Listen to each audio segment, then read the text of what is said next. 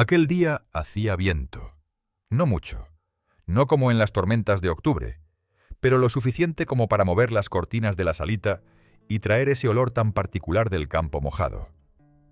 Me acuerdo perfectamente porque yo estaba sentada junto a la ventana, con la taza de manzanilla aún caliente entre las manos. Y fue entonces cuando vi pasar su coche. Un Lexus plateado, el mismo que siempre aparcaba en la puerta de nuestra casa. Pero no era nuestra casa. No. Era la casa de mi yerno. Al principio pensé que era una coincidencia, que quizás había ido a ver a Brianda, mi hija, pero luego vi cómo se bajaba del coche. Ella, mi Margarita. Iba arreglada, con ese abrigo rojo que se compró en las rebajas de enero. Sonreía, caminaba con ligereza, como si estuviera en casa, y en ese momento supe que algo no encajaba, que algo dentro de mí iba a romperse, aunque aún no sabía por dónde, porque a veces el dolor no llega con gritos ni con portazos, llega en silencio, en una mirada, en un gesto, en un coche mal aparcado.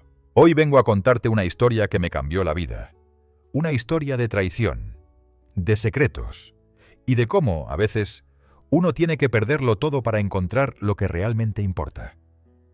Si alguna vez has sentido que te fallaron, si alguna vez te preguntaste cuándo fue la última vez que alguien te miró con verdad, quédate conmigo hasta el final.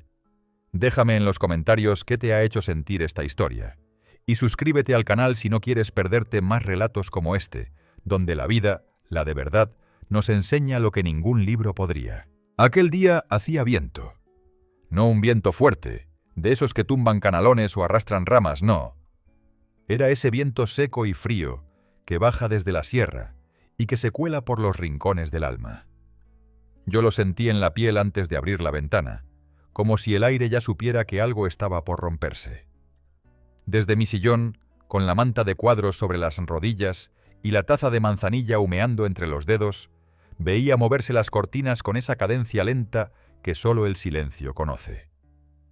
Afuera, la tarde caía despacio sobre el tejado de la iglesia, y el campanario marcaba las 5 con su sonido hueco, resonando en el pueblo como un aviso. Fue entonces cuando vi pasar el coche. Un Lexus plateado, brillante, como los que no se ven por aquí, donde la gente todavía usa furgonetas viejas o coches que suenan más que andan. Lo reconocí al instante. Ese coche era de Margarita, mi mujer, mi Margarita. Me levanté sin pensar. Dejé la taza en la mesa, aún caliente, aún temblando, y me puse el abrigo sin abrochar. No sé qué me empujó a salir. Tal vez fue el presentimiento, esa punzada vieja que a veces nos visita justo antes del desastre. Caminé calle abajo, disimulando el temblor de las manos, como si el bastón fuera suficiente para sostenerme la espalda y el alma. Me acerqué a la casa de Brianda, mi hija. No era raro que Daniel, su marido, estuviera allí trabajando, revisando papeles o preparando algún caso. Pero ver a Margarita bajando del coche, sonriendo como si nada, como si ese portal le perteneciera, eso me hizo detener los pasos. Me escondí en la esquina del muro, donde las hortensias del vecino siempre asoman por encima. Desde ahí podía ver el ventanal del salón. No me enorgullezco de lo que hice, pero tampoco me arrepiento, porque lo que escuché cambió mi vida. Margarita estaba sentada en el sofá, con las piernas cruzadas y las manos acariciando el borde de su bolso. Daniel estaba de pie, apoyado en la estantería, con esa expresión suya de abogado seguro, como si el mundo fuera una sala de juicios y él siempre ganara. No oían mis pasos. No sabían que alguien los miraba desde la sombra. Escuché su voz antes de ver su rostro. Cuando el viejo firme los papeles tendremos todo listo. Esa frase, esa maldita frase, me golpeó el pecho como una piedra. La casa, las cuentas, los terrenos. Todo está ya documentado, no sospecha nada. Margarita rió. Esa risa suya, que antes me encantaba y que en ese instante me pareció veneno. Pobre hombre, aún cree que lo amo. 25 años escuchando sus historias de obra, aguantando sus manías con las facturas, cocinando cuando me convenía. ¿Tú sabes lo que es fingir durante tantos años, Daniel? Claro que sí, respondió él. Pero ya casi está. El mes que viene presentamos la demanda por diferencias irreconciliables. Con las leyes nuevas tendrás la mitad de todo y pensión de por vida. No pude más. Me alejé tambaleando, como quien acaba de presenciar su propio entierro. Volví a casa sin saber cómo había llegado. Mis piernas andaban por costumbre. Mi alma se quedó allá, en esa ventana mal cerrada. Cerré la puerta, me senté de nuevo en mi sillón y lloré. Pero no con ruido. Lloré de ese modo silencioso que solo las traiciones verdaderas provocan. Lágrimas que caen sin permiso, mojando fotos viejas, papeles de matrimonio, cartas de amor que ahora parecen burlas. Me pregunté tantas cosas. ¿Cuándo empezó todo? ¿Cuándo dejó de quererme? ¿Cómo no lo vi venir? Recordé la vez que le construí la cocina nueva, la sorpresa en su cara al ver el lavavajillas que tanto deseaba. Recordé cómo me abrazó en nuestro aniversario 25, con aquella carta escrita a mano que aún guardo. Gracias por hacer realidad todos mis sueños, decía. Maldita sea. ¿Todo era mentira? No dormí esa noche, ni la siguiente. Revisé papeles, cuentas, contratos. Empecé a ver con otros ojos lo que antes parecía rutina. Sus preguntas sobre mis propiedades, su insistencia en tener cuentas conjuntas, su manera de fingir interés por la empresa cuando hablaba con mis socios. Margarita no solo me había dejado de querer, me había convertido en su proyecto financiero. Y Daniel, el muy hijo de su madre, había sido cómplice. Mi yerno, el padre de mi nieta. No podía quedarme quieto. No podía dejar que me arrebataran todo sin al menos luchar. Llamé a Tomás, un viejo amigo y abogado de confianza. Le conté lo justo, lo necesario. Me escuchó en silencio. ¿Tienes pruebas? Grabé una parte con el móvil sin que me vieran. Entonces tenemos una oportunidad. Empezamos a trabajar, en silencio, sin mover ficha. Congelé cuentas, consulté con notarios, revisé testamentos. A cada paso que daba, más clara veía la traición. Y sin embargo, me dolía más el alma que el bolsillo. Porque perder dinero duele, sí. Pero perder a quien creías que te amaba, eso no tiene cura. Una tarde, Brianda vino a verme. Se sentó conmigo en el porche, bajo la parra vieja, y me dijo con los ojos bajos: «Papá, mamá está rara. ¿Pasa algo?» La miré. Mi niña, mi única hija. ¿Cómo decirle que su madre estaba planeando arruinarme con su marido?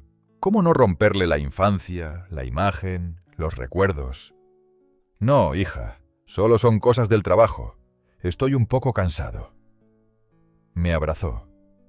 No dijo más. Y ese abrazo fue el único refugio que tuve durante semanas.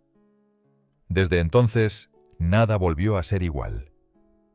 El café me sabe más amargo, las mañanas son más frías, y cada vez que oigo el motor de un coche por la calle, el corazón se me acelera como si esperara otra puñalada.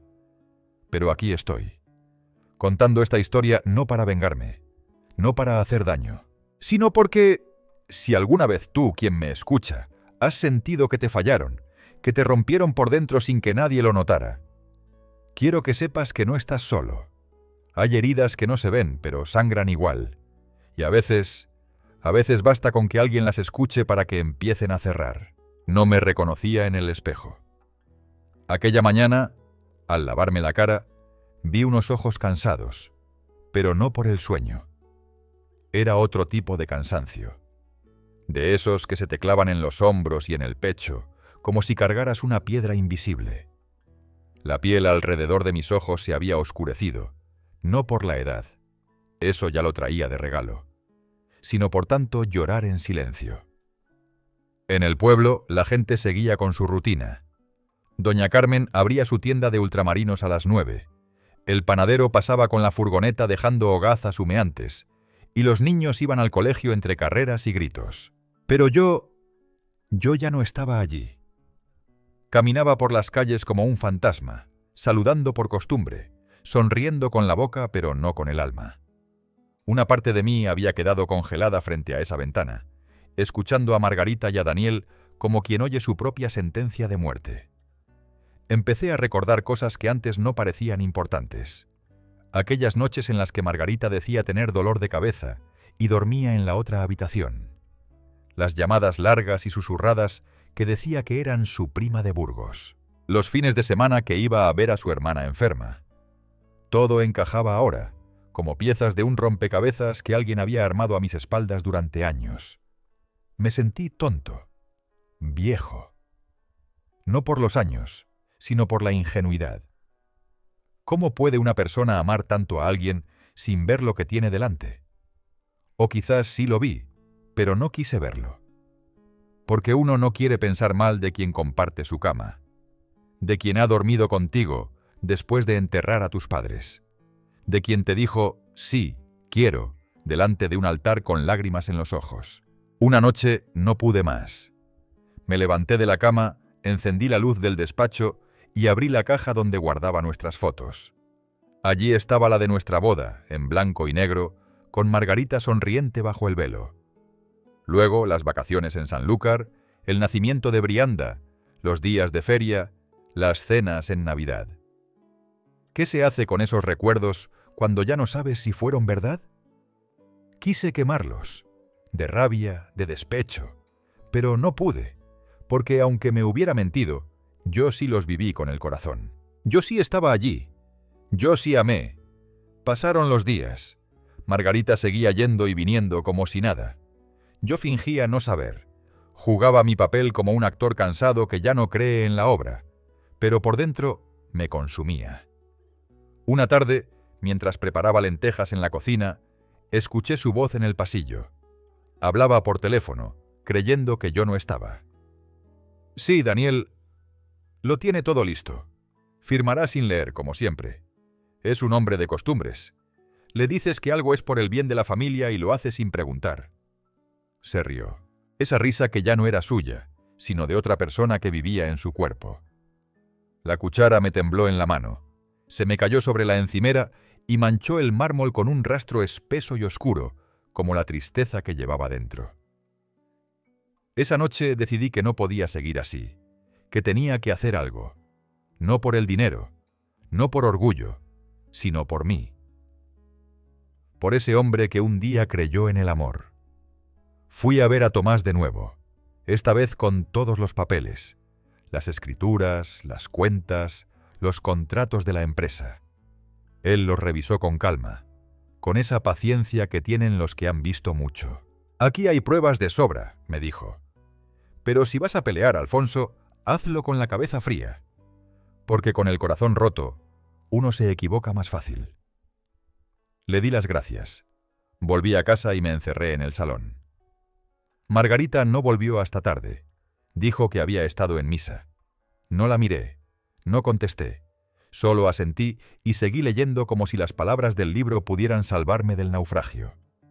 Esa madrugada, mientras ella dormía, me acerqué a su bolso. Nunca había hecho algo así, pero ya no éramos los mismos. Dentro encontré una carpeta con papeles, movimientos bancarios, una copia de mi testamento, incluso notas escritas a mano con lo que parecía ser una lista de activos a reclamar. Me senté en el sofá con los documentos en las rodillas. Afuera, el viento había parado. Todo estaba en silencio. Y fue en ese silencio donde lo entendí todo. Margarita no planeaba dejarme. Planeaba desmontarme, poco a poco, sin hacer ruido, como quien desmonta una casa vieja antes de venderla. Entonces me prometí una cosa. No dejaría que me borraran sin pelear, porque uno puede envejecer, puede equivocarse, puede incluso perdonar una traición, pero desaparecer sin más. Eso no, eso nunca. Recuerdo perfectamente aquella tarde. Era viernes. El aire olía a pan tostado, a leña quemándose en alguna chimenea lejana. Había niños jugando en la plaza, y un perro ladrando como si discutiera con las campanas de la iglesia. Yo había salido a dar un paseo corto, solo hasta el buzón. Tenía los andares lentos, con la bufanda mal enrollada, y el alma más pesada que el abrigo. Volvía a casa cuando vi, desde lejos, la silueta de Margarita bajando de nuevo del Lexus. Pero esta vez no estaba sola. Daniel abrió la puerta del copiloto y le tendió la mano como si estuvieran saliendo de una boda. Ella se reía. No como se reía conmigo, no como en nuestras cenas de aniversario. No. Era una risa abierta, coqueta, despreocupada. Como quien está segura de que el mundo es suyo. Me escondí detrás del olivo del vecino, el mismo donde tantas veces Brianda había jugado de niña. Y desde allí, entre las ramas, los vi entrar en la casa de mi hija como si fuera la suya. No cerraron bien la puerta. La curiosidad me pudo. Me acerqué despacio, como robando segundos al destino. Cuando llegué a la ventana del salón, ya sabía que no debía mirar, pero miré. Daniel estaba sirviendo vino. Margarita había dejado el bolso sobre el sofá. Se había quitado el abrigo y hablaba como si llevara años viviendo allí. Entonces la escuché decir: «Con suerte, para Navidad ya estaré libre». Él respondió: «Y con media fortuna en tus manos». Brindaron. Y en ese instante, algo dentro de mí se rompió. No como se rompe un vaso, de golpe. No. Se rompió como se rompen los puentes viejos, madera a madera, sin ruido, pero con la certeza de que ya no habrá vuelta atrás. Volví a casa sin recordar por dónde. Solo recuerdo que abrí la puerta, entré en el salón y me senté en el suelo. Sí, en el suelo, como una niña asustada. Lloré. Lloré con la boca cerrada y los ojos abiertos. Lloré como se llora cuando uno entiende que ya no hay más lugar para uno en su propia vida. Más tarde Margarita regresó. Traía perfume nuevo y la cara maquillada. Dijo que había ido a la iglesia. Le sonreí. Sí, le sonreí. Porque a veces la sonrisa es la única trinchera que nos queda. Esa noche no dormí. Me senté junto a la ventana, con la manta sobre los hombros y el corazón deshilachado. Pensé en todo lo que había sido. En la mujer que conocí en las fiestas de San Juan, la que me hacía tortilla de patatas con cebolla porque sabía que así me gustaba. La que me pidió bailar bajo la lluvia cuando cumplimos 30 años juntos. ¿Dónde estaba esa mujer? ¿Se había ido o simplemente nunca estuvo? No encontré respuestas, solo preguntas. Preguntas que me dormían en el pecho como piedras frías. Amaneció. El cielo estaba gris, como si también él sospechara que algo se había roto. Encendí la radio. Sonaba una canción vieja de Joan Manuel Serrat. Me hizo cerrar los ojos. Y cuando los abrí, decidí que ya no era su esposa. No en el alma, no en la memoria, no en lo que aún me quedaba de dignidad. Aquel día, sin decirlo en voz alta, dejé de ser de ella, y empecé, muy lentamente, a volver a mí. Aquel domingo desperté antes que los gallos. El cielo aún estaba oscuro, y la brisa entraba por la rendija de la ventana como un susurro frío. Me levanté sin hacer ruido, como si tuviera miedo de despertarme a mí misma. Me miré al espejo del pasillo. No parecía yo, pero al mismo tiempo, era la más yo que había visto en años. Había algo nuevo en mi mirada. No fuerza, no rabia. Era otra cosa, determinación. Me hice un café fuerte, sin azúcar. Abrí la libreta que tenía guardada en el tercer cajón del mueble del salón, ese que nadie toca, y empecé a escribir. Día por día, recuerdo por recuerdo, movimiento por movimiento, todo lo que Margarita había cambiado en los últimos años. Las cuentas conjuntas, las visitas espontáneas al despacho del notario, los préstamos que no recordaba haber firmado, los sobres cerrados que ella guardaba en el armario de la ropa blanca, y los silencios. Sobre todo los silencios. Fui con Tomás esa misma tarde. Él me recibió en su despacho con el mismo gesto de siempre, una ceja alzada y una taza de café humeante. Le entregué la libreta. La leyó en silencio sin interrumpirme. Cuando terminó me dijo: «Esto no es una venganza, Alfonso. Esto es defensa propia». Asentí. Porque era verdad. No quería destruirla, pero no iba a dejar que me arrancara lo que quedaba de mi vida. Congelamos cuentas, cambiamos claves, revisamos testamentos, cancelamos poderes notariales. Todo en silencio. Ella no sospechaba nada. Seguía sonriendo en la cocina, preguntando si prefería lentejas o cocido. Y yo, con una calma que ni yo entendía, le respondía: «Lo que tú quieras, Margarita». Por dentro me dolía. Sí. Me dolía no gritarle, no enfrentarla. Pero entendí que el silencio era mi arma más poderosa, porque ella no sabía que yo sabía. Y eso me daba ventaja. Una noche, mientras ella se duchaba, me acerqué al móvil que había dejado en la encimera. Estaba desbloqueado. El destino a veces tiene gestos irónicos. Leí los últimos mensajes con Daniel. Planes, fechas, incluso una foto de la carpeta donde guardaba mis documentos. Le hice una foto con el mío, por si acaso. Volví al salón. Respiré hondo y seguí esperando. Al día siguiente fui al banco. Pedí hablar con el director, un hombre joven, educado, que parecía no saber qué hacer con una señora mayor con mirada seria. Le pedí que bloquease cualquier movimiento que no fuera autorizado por mí en persona. Me miró extrañado. ¿Problemas con su cuenta, doña Margarita? Le sonreí. Soy doña Margarita, pero también soy quien construyó todo lo que hay detrás de esas cifras. Y no quiero sorpresas. Firmé, y al salir del banco, por primera vez en semanas, sentí que respiraba. De verdad. El aire frío me golpeó la cara. Me paré en la acera y sonreí. No porque estuviera feliz, sino porque al fin sentía que no era la víctima de una historia escrita por otros. Esa noche, cuando Margarita se acercó a la cama y me besó en la mejilla, contuve un escalofrío. Me dijo buenas noches, como tantas otras veces.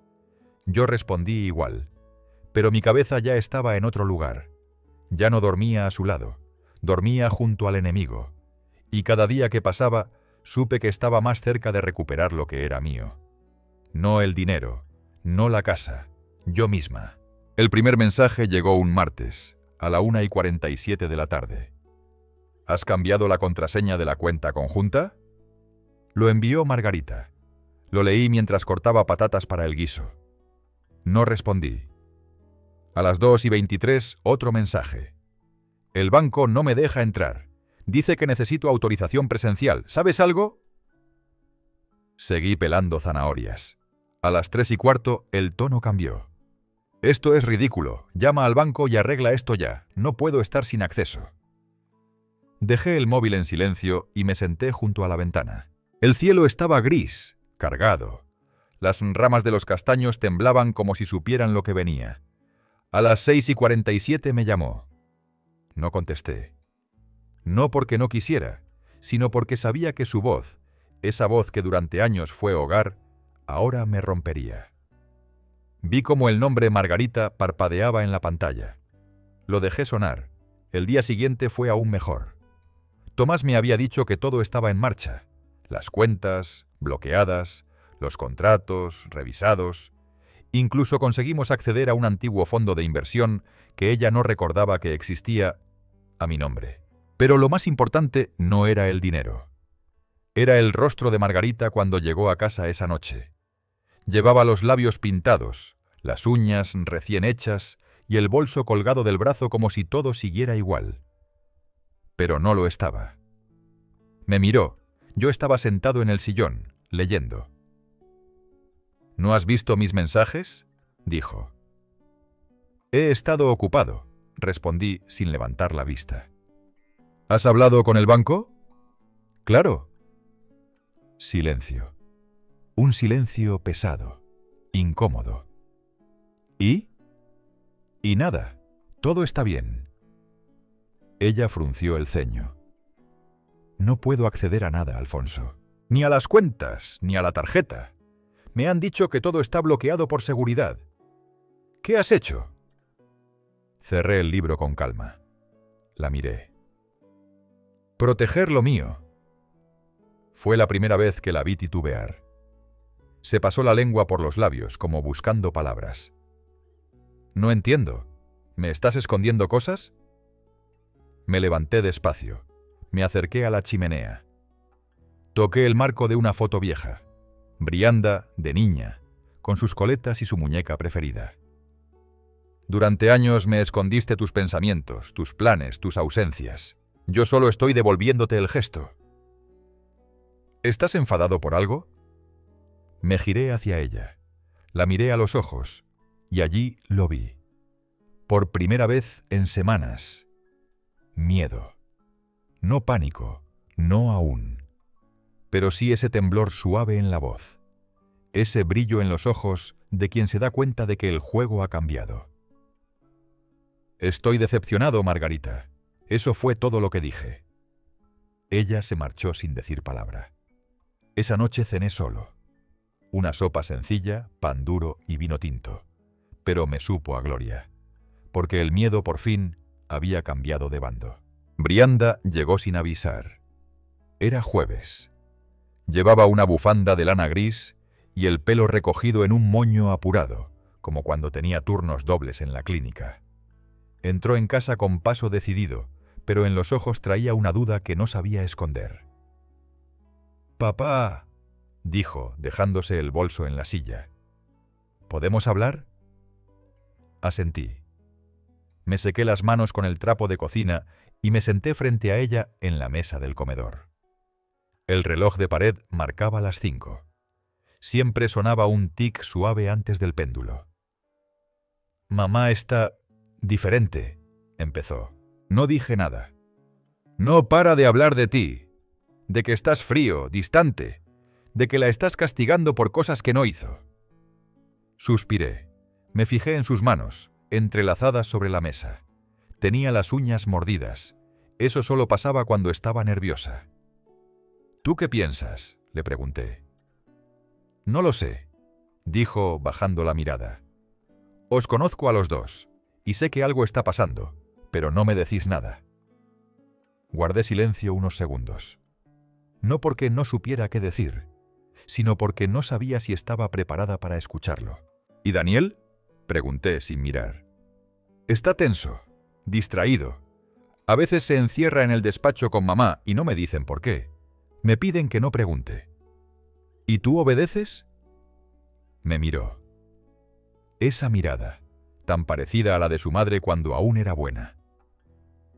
«Papá, ¿qué está pasando?». Tomé aire. Me levanté. Fui hasta el mueble del salón y saqué un sobre. Lo dejé frente a ella. Dentro había una copia impresa de los mensajes entre Margarita y Daniel. Algunos extractos de la grabación. No todo, solo lo necesario. Brianda no lo abrió. Lo miró como si quemara. «¿Esto qué es?». «La parte de la historia que no te han contado». Silencio. El reloj marcó y 33. Se oyó un coche pasar por la calle. «¿Desde cuándo lo sabes?», preguntó casi en un susurro. «Desde hace semanas». «¿Y has estado fingiendo?». Negué con la cabeza. «He estado protegiéndome y protegiéndote». «¿A mí?». «Sí, hija. Porque si te lo hubiera contado desde el principio, habrías dudado de mí. Y no quería verte en medio». Se mordió el labio. Sus ojos empezaron a humedecerse. Pero no lloró. No aún. «¿Y qué vas a hacer?». «Lo justo». «¿Y mamá?». «Tendrá que afrontar lo que ha construido». «¿Y Daniel?». Me incliné hacia ella. Le tomé la mano. «Eso, cariño, eso tendrás que decidirlo tú». Sus dedos temblaban. «¿Puedo llevarme esto?». Asentí. Se levantó. Me abrazó. Como cuando tenía 10 años y se había caído de la bici. Como cuando me decía, «No me sueltes, papá». No dije nada. No era momento para palabras. Se fue sin mirar atrás. Y yo me quedé solo, frente a la taza de café frío, escuchando el tic del reloj y deseando que el tiempo pudiera curar lo que estaba a punto de romperse. La noticia no tardó en salir del umbral de mi casa. En los pueblos pequeños, los secretos no mueren de viejos. Se marchitan rápido, sí, pero antes de hacerlo, hacen mucho ruido. Todo empezó con una frase suelta en la carnicería. Doña Puri, que todo lo sabe y todo lo comenta, le dijo a su hermana: «Dicen que Daniel tiene líos con los clientes, y con la suegra también». La otra abrió los ojos como platos. En menos de 2 días, la frase llegó al bar, al ambulatorio y a la peluquería. Y en menos de una semana, todo el pueblo sabía lo que hasta entonces era solo mi herida. Me preguntaban con miradas, con silencios largos, con apretones de hombro que decían más que 1000 palabras. Un día, en misa, don Aurelio me llamó hombre valiente. No supe si agradecerle o salir corriendo, porque por mucho que uno sepa que no ha hecho nada malo, cuando la vida privada se convierte en conversación de plaza, todo duele más. ¿Y Margarita? Margarita lo supo enseguida. Empezó a recibir menos saludos, menos invitaciones. Las amigas del club de lectura dejaron de contestar sus mensajes. En el mercado, algunas le daban la espalda. Otras fingían no verla. Una tarde la vi llegar a casa antes de tiempo. Tenía la cara desencajada y las manos temblorosas. Tiró el bolso sobre la silla y me miró con los ojos llenos de ira. ¿Has sido tú? ¿Yo? Tú fuiste quien lo contó, ¿verdad? Todo el pueblo habla. Me han humillado, Alfonso. Yo no conté nada, Margarita. ¡Mentira! No necesito contar lo que ya grita solo. Me miró unos segundos. Luego, sin decir nada, subió a la habitación y cerró la puerta de un portazo. El eco resonó por la casa como una sentencia. Pero lo peor aún estaba por venir. Esa misma noche me llamó Tomás. Su voz sonaba grave, cansada. «Alfonso, han presentado una denuncia contra ti». «¿Qué?» «Margarita y Daniel alegan que estás cometiendo abuso económico, que estás controlando los recursos para manipularla». Tuve que sentarme. «¿Pero qué?» «No te asustes. Es una estrategia sucia, pero la hemos previsto. Tenemos pruebas. La grabación, los mensajes, los movimientos bancarios». «¿Y Brianda?» «No ha firmado nada, pero están presionándola». Colgué con un nudo en la garganta. No por el miedo, sino por el asco, por la tristeza de ver en lo que se había convertido la mujer con la que compartí una vida, y el yerno en el que confié como un hijo. Pasaron los días, los murmullos crecían. Ya no era solo el tema de Alfonso, era el escándalo del pueblo. En la panadería me ofrecían pan sin mirarme a los ojos.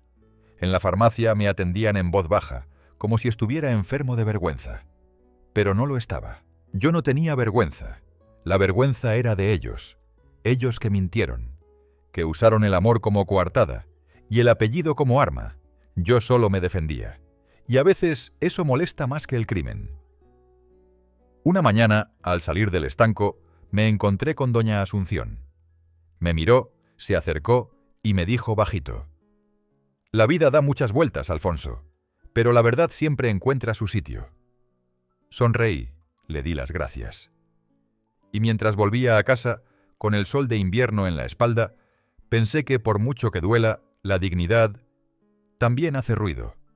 Un ruido que retumba lento, como las campanas del pueblo, y que, cuando suena, nadie puede callarlo.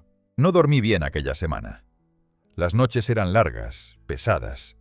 El colchón, que siempre me pareció firme y cómodo, se volvió una tabla dura que me recordaba todo lo que había perdido. Cada vez que cerraba los ojos, veía el rostro de Brianda. Sus manos temblando, su voz entrecortada, sus pasos alejándose tras aquella conversación en la cocina. Y me dolía. Me dolía más que la traición de Margarita. Más que los papeles, más que los bancos, más que el qué dirán. Porque una hija no se rompe así como así. Pero también sabía que ella estaba en medio. Dividida, confundida. No por maldad, sino por amor. El amor que duele. El que obliga a elegir cuando no hay opción buena. Una mañana decidí escribirle una carta. No para convencerla, ni para pedirle que tomara partido. solo para hablarle desde el lugar donde aún soy su padre. Tomé mi pluma vieja, la que ella me regaló por mi cumpleaños número 60, y escribí: «Querida hija mía, no sé si estas palabras llegarán en buen momento. No sé si querrás leerlas, pero necesito que sepas algo. Nunca quise ponerte en el medio, ni ahora ni nunca. Lo que está pasando no lo busqué yo. Lo encontré, como se encuentra una grieta en la pared que creías firme. Y me está costando respirar. Pero tú eres lo único que no quiero perder. No tienes que elegir. Solo te pido que escuches a tu corazón. No a las voces, no a los ruidos. Al corazón. Ese que tú siempre has tenido limpio, claro y justo. Te quiere siempre, papá». Doblé la carta con cuidado. La puse en un sobre blanco. Y al día siguiente fui hasta su casa. No toqué el timbre. No quise incomodarla. La dejé en el buzón entre publicidad y facturas. Y me marché. Volví caminando despacio. El sol del mediodía caía sobre los campos secos, y el polvo se levantaba a mi paso como un eco del pasado. Esa noche no esperaba respuesta. Pero al día siguiente, alguien llamó a la puerta. Era ella, Brianda, con la cara lavada y los ojos rojos. Traía la carta en la mano. No dijo nada. Solo me abrazó. Largo, fuerte, como si ese abrazo quisiera borrar todos los silencios anteriores. Entramos sin hablar. Nos sentamos en la mesa. Le serví café con leche, como cuando era adolescente y llegaba tarde del instituto. «He leído cada palabra», dijo. «No esperaba menos», respondí. «He hablado con Daniel», levanté la vista. «¿Y?»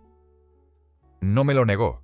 Dijo que era complejo, que no quería hacerme daño, que tú lo habías exagerado todo. Suspiré. Ella bebió un sorbo. «Pero yo te creo, papá». Me tembló el labio.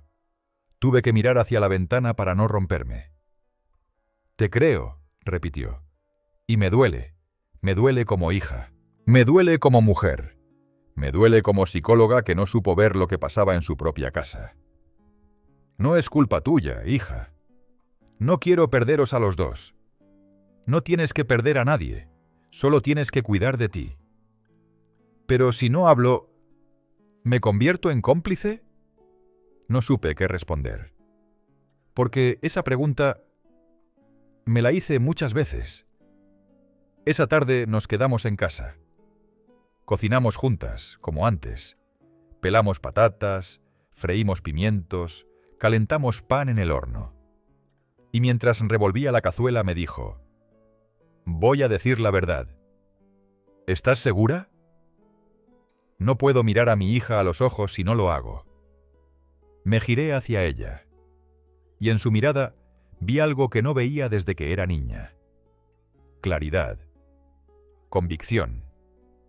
Limpieza. Y supe que, aunque ya había perdido mucho, aún me quedaba lo más importante. Ella. Mi Brianda. Y mientras nos sentábamos a cenar, con la luz tenue del atardecer entrando por la ventana, sentí algo que no esperaba sentir de nuevo. Esperanza. Fue un martes por la tarde cuando Brianda me dijo que lo haría, que hablaría, que ya no podía callar más. Estábamos en la cocina pelando manzanas para hacer compota. El aire olía a canela y a decisión.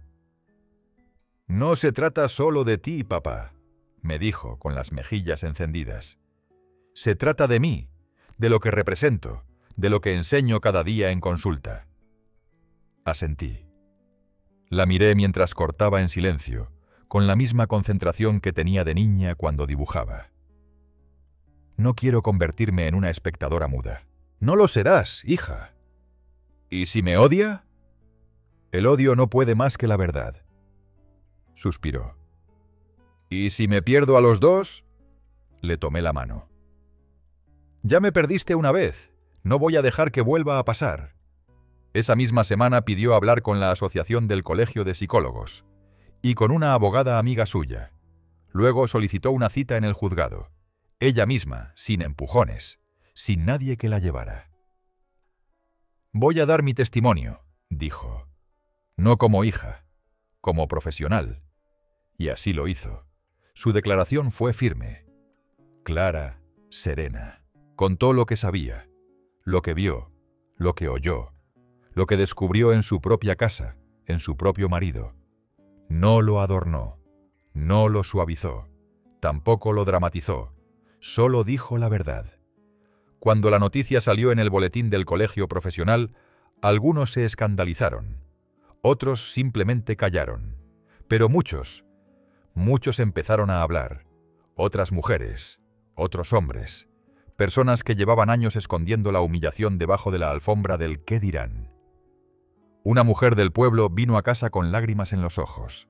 «Gracias, Alfonso», me dijo, «por no quedarte callado. La señora del estanco me regaló un paquete de café. Por su valentía, don Alfonso, y por la de su hija». Hasta don Aurelio, el cura, en la homilía del domingo dijo: «A veces la fe no está solo en rezar, sino en tener el valor de mirar de frente». Y Margarita dejó de salir. Durante días nadie la vio, ni en misa, ni en el mercado, ni siquiera en la casa de Brianda. Daniel, por su parte, cerró el despacho de abogados. Puso un cartel que decía «cerrado por reformas».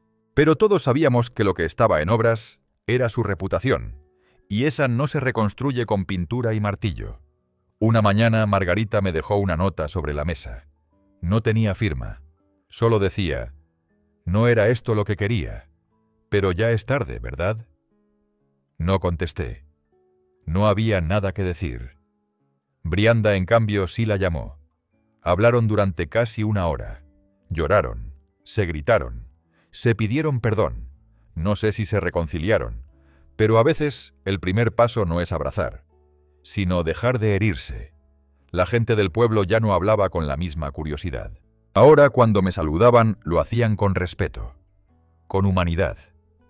Y yo caminaba erguido, no con soberbia, sino con la dignidad de quien eligió no callar, porque hay silencios que matan, y hay verdades que salvan.